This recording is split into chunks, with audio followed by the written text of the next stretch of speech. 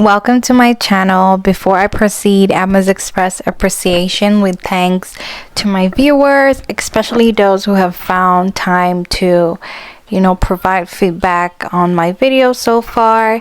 I remain grateful as your contributions help to improve the content and the quality of the materials being produced and shared. Thank you so much.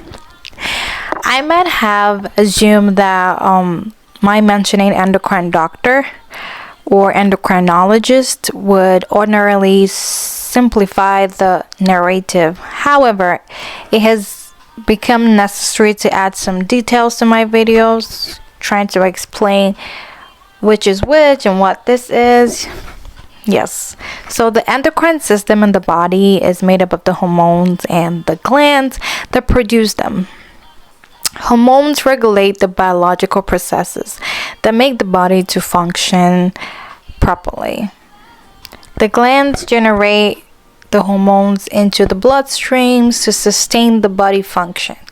The endocrine system regulates how much hormones is produced and released into the bloodstream.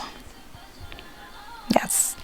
So the endocrine doctor or endocrinologist is therefore the specialist trained to understand the behavior of hormones and the glands that produce them by relating such behaviors to their effects on body functions. With that little clarification, let us continue from where we stopped with the last video presentation. So the endocrine doctor reviewed the laboratory results provided by the primary care doctor and specifically the elevated blood calcium content. Based on the knowledge that most of the calcium in the body is stored in the bones and only 1% of calcium is stored in the blood, the endocrine doctor was able to flag the disposition of the glands and specifically those associated with the parathyroid, the parathyroid gland, to determine which of the 4 parathyroids it's acting up. She gave us a script with list of additional laboratory and imaging tests to be done. The prescriptive tests included genetic tests, an ultrasound, and a computed tomography. That's a CT scan. The results were ready in a couple of weeks with an appointment scheduled with the doctor to review the results. The doctor was able to determine that one of the parathyroids was enlarged. The genetic test did not indicate any potential disposition to disease, while the images isolated the particular parathyroid causing the problem. Biopsy will be performed to rule out any possibility of cancer. The discussion continued at length with the endocrine doctor sharing some details regarding possible treatment options. According to the doctor, impaired parathyroid is normally associated with older adults, very rarely found amongst children, young people, or even teenagers. Despite being rare, my situation has become a test case. It became a test case for the doctor. Any treatment option must take into consideration the patient's age, as in this particular case, making sure there is no genetic history or any other underlying factors involved. She proposed 3 treatment options, namely use of prescription medication, non-surgical procedure, and surgical procedure. After further discussion and deliberations, weighing all the implications pertaining to each, my parents settled for the last option, which is the surgical procedure. Surgery was expected to offer a quick intervention and remedy, with a relatively rapid recovery to enable me return to school at the shortest possible time. That option also offered the best opportunity for biopsy, though collection samples for conducting additional screening tests during and after surgery. With all possible scenarios fully considered, the endocrine doctor proceeded to make the final referral to engage the best endocrine surgeon to handle my case. Dr. Bianca's office called within the week and gave us a walk-in appointment. This surgeon is busy doing all procedures or the other every week from Monday through Thursday. Clinic day is reserved for Friday before 2 p.m. and the driving time to her office was about 45 minutes. We got there ahead of time and it was quite an intimidating first time meeting. She made us feel comfortable and in particular assured me she would take special care of my case. Accordingly, she does not encounter young people with parathyroid issues very often, but when she does, she normally found such case very simple to treat. Though mine, according to her, would involve a normal procedure, her schedule was filled up with the only opening available towards the end of the year. The one chance would be through some cancellation, the frequency of occurrence of which was said to be rare. Incidentally, she performed surgery in 6 different hospital facilities, and one of them was less than 3 miles from my house. Dr. Bianca decided to cancel an after-surgery committee meeting scheduled on the particular Thursday in order to get me into surgery. The hospital staff called the day before with pre-operation instructions. She demanded all applicable information on insurance coverage, including details on medication and pharmacy store records. The worst part of the instruction was being asked not to eat food for 12 hours before the surgery. I mean, I was hungry. I had prepared a bowl of Indomie the day before, and I was looking forward to having a little treat, not knowing when next I would eat my Indomie. Like, it was horrible. I was crying. I was like, no. This was the outfit I wanted to use to go for my surgery. My mom bought this outfit for me. I love purple a little bit. My favorite color is blue. I did a little dance before I went under the knife, just trying to ease off the anxiety and everything. I was dancing, having the time of my life before I start crying. Mom did a little packing of things. This was Dad driving me to the hospital. We're going.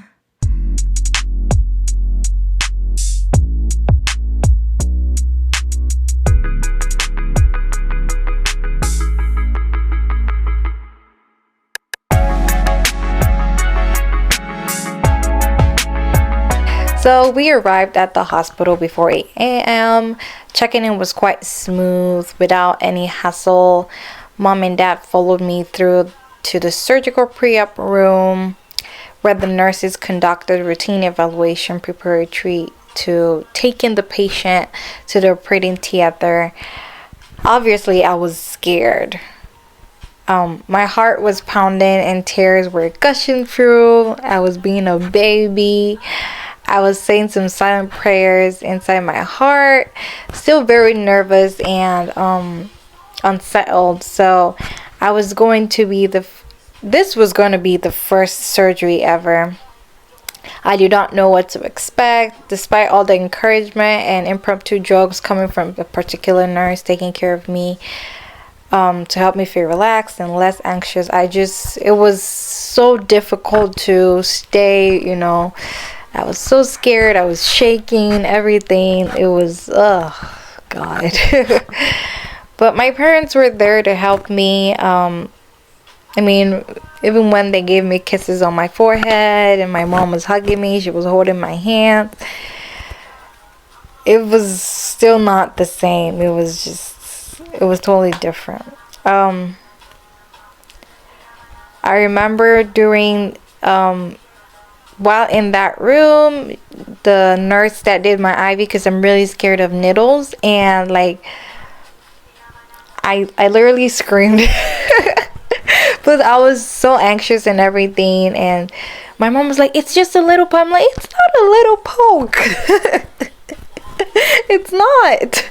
I hate needles. Trust me, I don't like it. Like, I have so many needles have been, into me and out of me, but I'm still very scared each time. Like, no, no, no, no. But it was an amazing experience, with everything.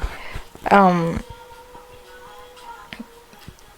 yeah, so the more difficult moment came with mom and dad kissing me on the cheeks and with their best wishes as I was being wheeled up to the operating room. I could not hold it much longer. I sobbed all the way heading for my next appointment with Dr. Bianca. This time on the operating table, she had stopped by earlier while in the pre-op room to give me a pep talk of assurance and affection. She was amazing. We already established a bond of friendship, so it seemed to be, even though I was being wheeled to her, the one with the surgical knife and similarly my nightmare, I knew I was still alert, with eyes open wide, being taken into the operating room. However, I never knew the last person smiling and asking me some friendly questions was actually the one who put me to sleep for as long as it was necessary for the duration of the surgery. So let me tell you a story of how this happened. I was wheeled into the operating room, and the nurse who brought me in and the anesthesia doctor were in there with me, and she told me to put my hands like this, and I put my hands, and she buckled me up, something like that. And after that, they put some things on my feet, so many things. So the anesthesia doctor, asked me a couple of questions. I was so happy. I was like, "Can you please tell me when you're about to put me to sleep?" And we started talking, and he said, "What's your name?" I said, "My name is," he said, "I heard you're in nursing school." I said, "Yes, I am, and do my BSN." So he said, "What's the name of your school?" And I'm gonna tell you, immediately I said Arizona College of I was like, okay, where am I? That was the last thing I said that I could remember. And I told her to tell me, "Can you tell me when you put me off, you understand?" And I just slurred that speech, and I was off. Till the next time I woke up, I was like, really? It was very funny. So, mom and dad returned to the waiting lobby from where they watched on a large screen monitor, keeping track of the patient's code, providing periodic update from the operating room. I was told the surgery lasted 2 hours. When I woke up, I was in a different place with all kinds of wires and gadgets hooked up everywhere. The nurse was watching keenly. Of course, she knew I was still drowsy and sleepy, hardly cognizant of myself and my whereabouts. I managed to ask for my mom, just barely murmuring something hardly audible. The nurse watching me in the recovery room told my story to my mom and dad when they finally stopped by to join me. Recovery lasted for about 1 hour, but it was just barely so and enough to be discharged. But still weak and sleepy, I don't know what was going on. I don't know where I was. I think I was on another planet. I was floating. I'm serious, because like she I think I can remember she woke me up. I was like, what? I wasn't even understanding what she was saying. She asked me if I wanted some water, some ice chips or soda. I'm like, I'll have soda. I was just drowsy and everything. So my dad pulled up close to the hospital entrance porch, waiting as the nurse brought me out of the wheelchair. Mom was following behind. We left the hospital and arrived home at about 5 p.m. that day. Got back from surgery, all drowsy. I could barely walk very well, so weak. I couldn't talk really well. I was horrible. I was horrible for the first like 4 hours, and so my mom was right there beside me, helped me, take me to the bathroom, other stuff.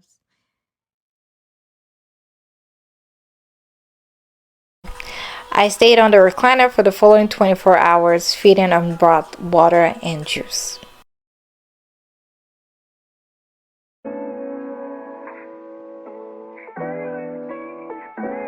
It was the worst how many days of my life because I couldn't eat anything solid and I was so hungry, because I couldn't even eat before the surgery, and then after the surgery they had me not eating for like 3-4 days. I was taking broth and water and juice.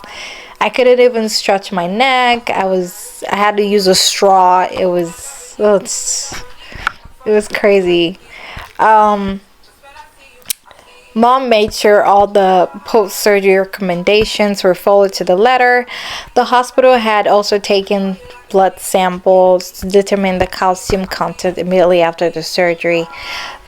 The results were known shortly after, and based on that determination, the doctor called in the appropriate dosage of calcium supplements to the pharmacy. Recovery continued in the house for about a week, during which period I started regaining my emotional and physical strength. I started eating solid food. I was so happy. What was the first thing I ate? I think, oh, because like after the soft food, and everything. So I usually don't like beans. And that time my mom had to mash the beans for me, like make it all puree, and she mashed it with plantain, added like some tomato stew on it. It was beautiful. So I don't usually like beans, but during my recovery I started loving beans, like, because that was like the first thing I could eat for some days. But it was really beautiful for me, like, to start eating beans. My mom and my dad, they were so happy. I still eat beans till today. I am so happy, making them proud. It's good. So I started eating solid food after a couple of days, but still careful, adhering to all precautions and measures. Post-surgery appointed after 10 days provided another opportunity to see Dr. Bianca, the one with the surgical knife. She was excited to report the wonderful news. The blood calcium had returned to normal level. The biopsy result did not show any evidence of anything. My vital signs were within normal range. The palpitation had stopped. Obviously, the parathyroids were back on routine functioning as expected. The next appointment with Dr. Bianca was scheduled for the following 6 months, within which all metabolic functions would have been optimal. It has been a few months since this procedure was done. I feel very good both in spirit and in health. I have gotten my energy level back more so than before. I'm enjoying my remaining years. I have returned to school and doing even better than before. The anxiety that gripped my entire household is gone. Knowing the problem has been solved with troubling concerns resolved. I thank the doctors and the nurses, starting with the primary care physician, the endocrine doctor, and of course Dr. Bianca Vasquez, for restoring my health. Above all, I thank God for giving me wonderful parents and family that never gave up. Everybody tolerated my exuberance, even when such appeared extremely annoying. My friends that helped me remain calm and everything. I want to thank everybody. They knew something was wrong, but were never able to figure out what the problem was. And I am very thankful to all my family and friends, my parents, my friends here, that kept me good and comfortable till I had my surgery done. My health experience is being presented to help other kids and parents who may be going through the same problem, but would neither know what is wrong or what to do to figure it out. It is true that immaturity may be responsible for certain behaviors and attitudes exhibited by kids and young people.